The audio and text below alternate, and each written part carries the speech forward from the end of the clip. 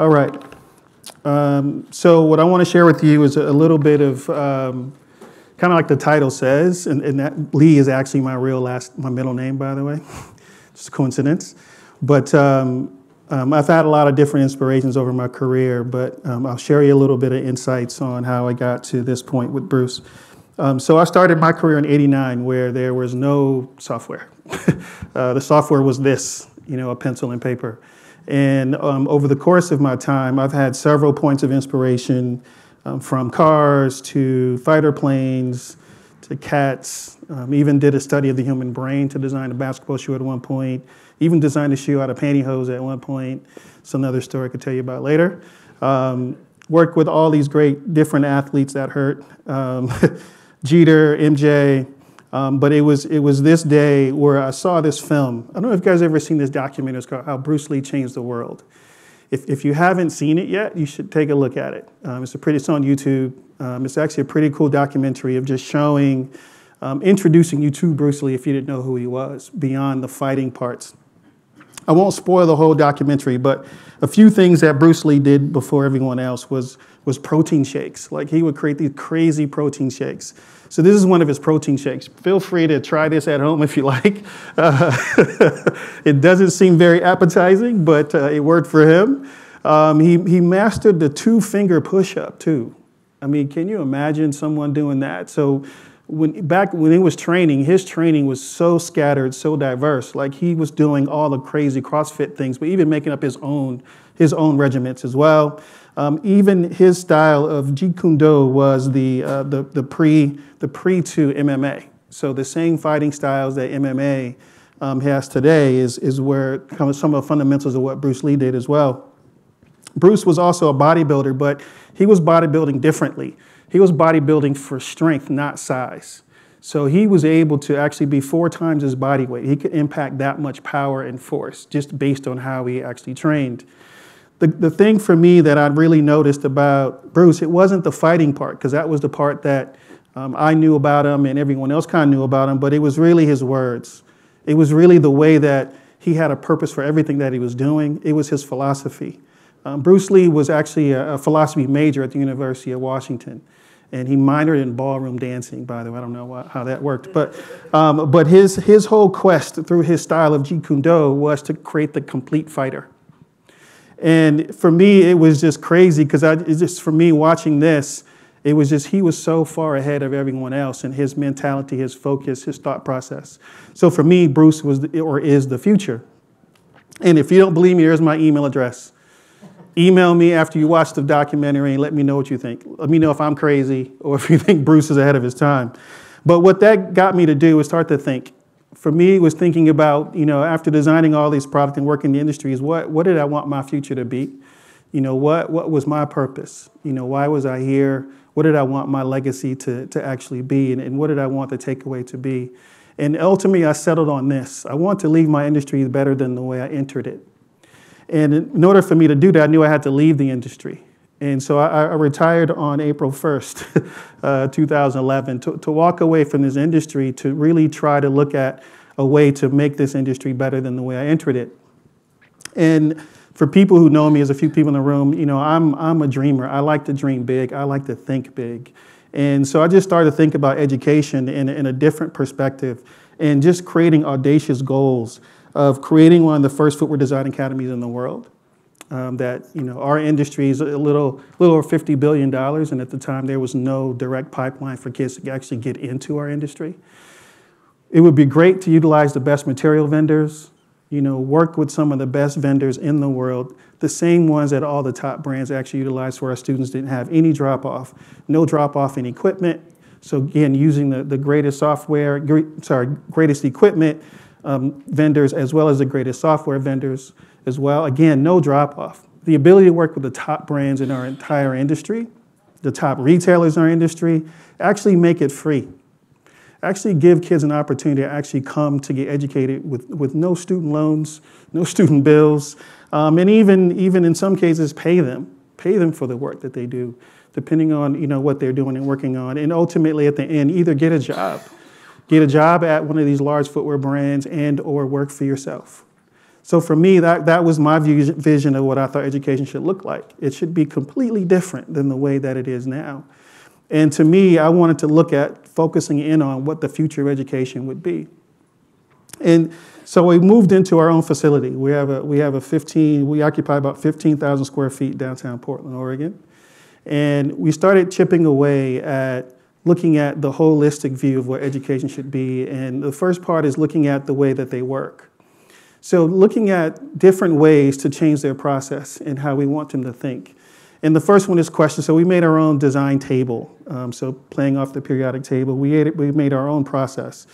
One is just question. Question everything that you start to do. Do tons and tons of research. Think through exhausting your opportunities and thinking through the possibilities of what could be. Get dirty. Make stuff. You know, don't just draw and play on a computer. Just physically get down there and make stuff. Make sure you collaborate, because everything we do is in teams. We partner all of our kids in interdisciplinary learning. So really understand the idea of collaboration. If you're going to do something, approach it with the idea of reinventing it. Don't try to look at just doing another version of, but really have the mentality of reinventing what it is you want to do. And then you start to experiment. Continue to make, continue to experiment, play with different tools, play with different things. What we try to do is we challenge kids to go to the dumpster and just make stuff from things that you can get in the dumpster. Because if you think about that from an ingenuity point of view and not being so captive into having the latest this and the latest that, is what could you do with very little? You would think a lot harder, you would think a lot smarter. Obsess over the details. You know, this is one of the things I noticed a lot when kids come out of college is they would just miss some of the super small things that can make your overall vision and your overall design what it should be. And lead by example of how you work, who you are, how you conduct yourself, and how you interact with others. And then the connectivity, because of the interdisciplinary learning, how do you connect to your other peers? How do you connect to all the people that you're working with in that pipeline, in that chain? And then lastly, elevate. Everything that you do, elevate your presentations, elevate the way you talk, elevate the way you design, elevate your process. So we worked with our kids to understand this process. The next area for us is looking at careers. So looking at the careers that are in our industry and how will those careers become the future of our industry? What do they look like tomorrow? So here's a couple of the key areas in the product creation process, if you're working at a company, or quite honestly, any product company. So for us, one of the things we looked at is looking at Modo as a future of work for a lot of these different careers in our industry. Right now, these careers and these jobs are kind of transforming into new versions of what they could be. So the first one is looking at apparel design. So instead of using flat CADs and using illustrated line art, what if you can imagine and create product physically on body? Now you can see fit, you can see shape, you can change color, you can change materials within a few minutes. Is looking at that through a different lens. And then footwear design. You go from illustrated line art to 3D work. So you can see the elevation in just visual presentation of how it can go from one element to a whole new element. It gives people who are looking at the product a better understanding of what it is or what it will look like. The same for material design. Being able to take a silhouette and dropping in different materials. Normally, this would be months and months of a process of getting a physical prototype and waiting for it to come back and being able to see what it looks like. But being able to do this in real time in a few hours or a few days, this is going to change our industry, and it's already changing our industry. As you see, I mean, New Balance has been working on Modo for quite some time now. So they're pushing it. They're pushing the boundaries of creativity, and they're pushing the boundaries of this process. Color design. So traditionally in color design, you would use this basic illustrated line art. But with Modo, you can take the existing silhouettes, drop it in as a real physical prototype. Now, when you're in these review sessions, your merchandisers, your PMs, they can look at a real product and they can make better decisions on what product to move forward with. A lot of what we do is judged by people who actually are not design. They're not in design, so they struggle. They struggle with making buying decisions or move forward decisions, but this kind of helps make things more real and more lifelike. Even from an engineering and development point of view, it will move into that ability to be able to make engineering decisions before you send things out, pattern yielding and nesting, things that will evolve our process and make it a lot faster a lot faster than what it currently is now. And then even from a retail point of view, of when you're pitching something to a retailer, you'll be able to merchandise the product right in front of them. They think it's real. You don't have to create physical prototypes. Prototypes will always be there. You can do that, but this saves time. It also helps create some efficiency within the process, and it actually can improve the buying decisions that merchandisers need to make and or buyers and retailers need to make as well. Then it's looking at the future of how we want them to think. Really diving into, okay, yes, you have the facilities, you have the process, you have the tools, but how is it that you really think and go through your day-to-day and what's your insight? So this is where I looked at Bruce Lee's philosophy around the complete fighter. And we created our own process called the Complete Creative. So the idea here is two areas. We're trying to get kids to understand, to create a consistency so they can understand a certain process of how they should think and how they work. The other one is look at a process so they can continue to practice every single day. So the first one is called is life. These are different lessons. There are 7 different lessons. The first one is the lesson in life. So Bruce says, life itself is your teacher, and you're in a constant state of learning. What we want our kids to understand is that every day is a new day. Don't take any day for granted, because we don't give out our curriculum. Our curriculum is every single day. So we want to keep our kids as present as possible every single day so they don't move too far ahead. And we challenge them to, on a daily basis, adapt what is useful and reject what is useless. But we're doing this to help them complete their process and create their own process. But we're just giving them clues on how to actually think through how they go about not only life, but even the process of design. The second one is time. As we know, time is something that goes away instantly and we can't get it back. And when you're working with young kids, they have a tendency to think they're going to have a lot of time. And they think that they have all day and they have tomorrow. You're not granted tomorrow. And getting them to understand the importance of it, that once it's gone forever. And for them to focus and make sure that that daily preparation that they need, they'll be more attentive. They'll be more focused and more present. We also challenge them to stay focused and with the idea of starting with an empty cup. So when you approach a design process, for me, the most beautiful thing is a blank piece of paper or nothing. Because if you go into that process with no preconceived notions or thoughts of what it's going to be, but let everything come to you and you receive it, you'll fill that cup up with the knowledge you need to create great things. All too often, sometimes we go into a process with all of our own baggage and all of our own stuff. And we spin and spin and spin because we have to get rid of stuff to allow for the new things in. So we challenge our kids to stay present and empty their cup. Around creativity, what we want them to do is try to live freely. Don't be too set on, I want to use this, I want to use that, I want to use this. Let things happen. Let things come to you. It's a part of the empty your cup part of the process, but really allowing them to adjust as things come. Completely adjust as things come. We want them to be as formless as possible from the perspective of, you never know, if you work in a corporate structure, you never know what's going to happen to you on a daily basis. I mean, how many of you have worked in a corporate structure and you knew what you're going to do that day, but when you got in, something completely different happened? Well, sometimes it takes us time to adjust to those things. That's why we structure our programs this way, is because we want them to always stay off balance. We want them to always stay present. We want them to be able to receive things as they come. The next one is discipline.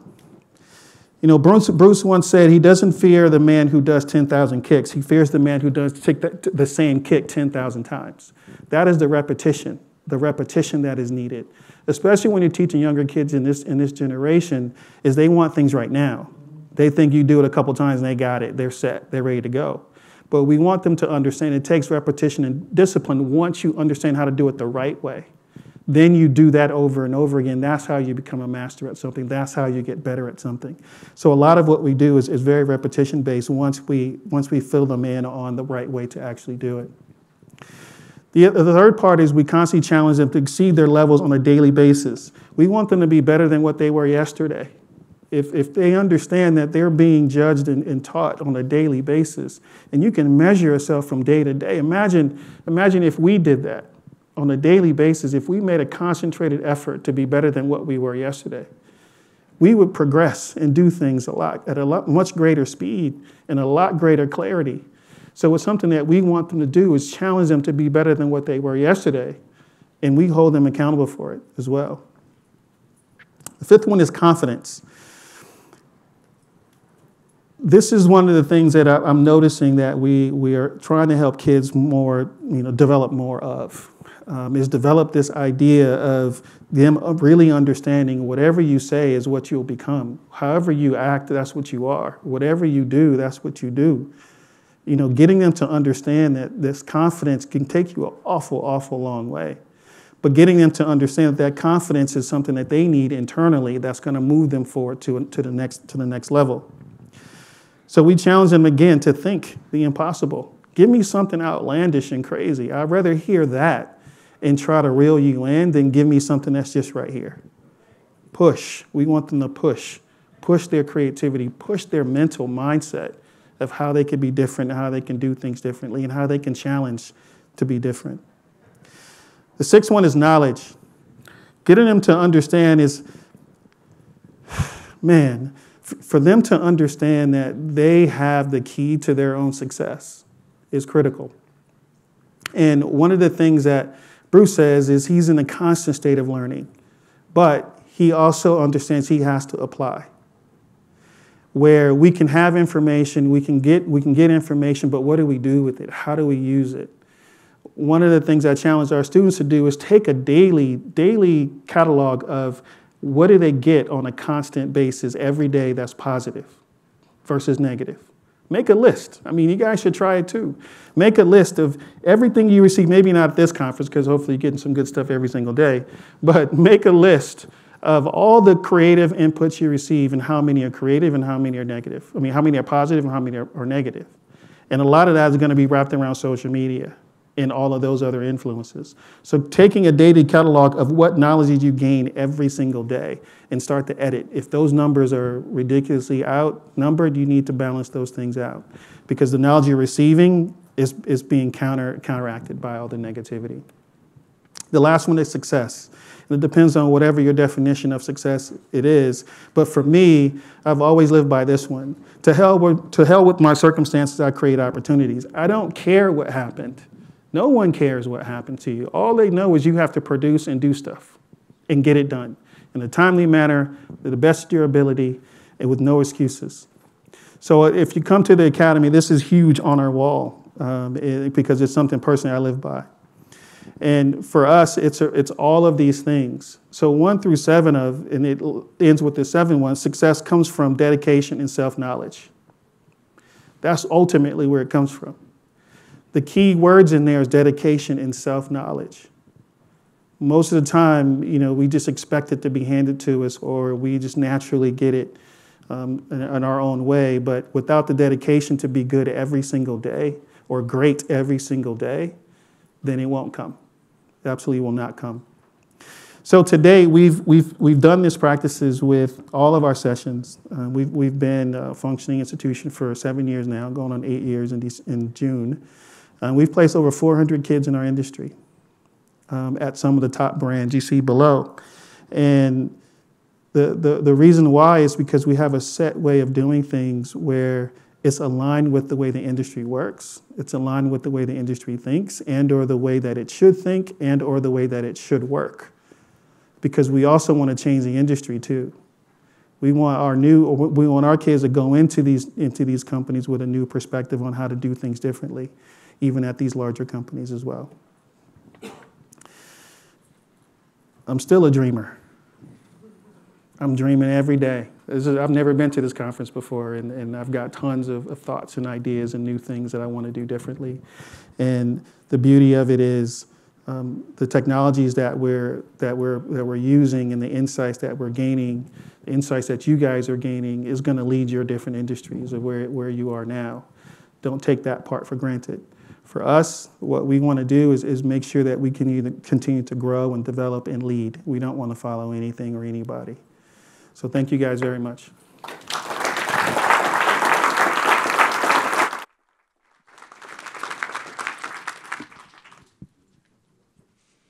Thanks, Dwayne.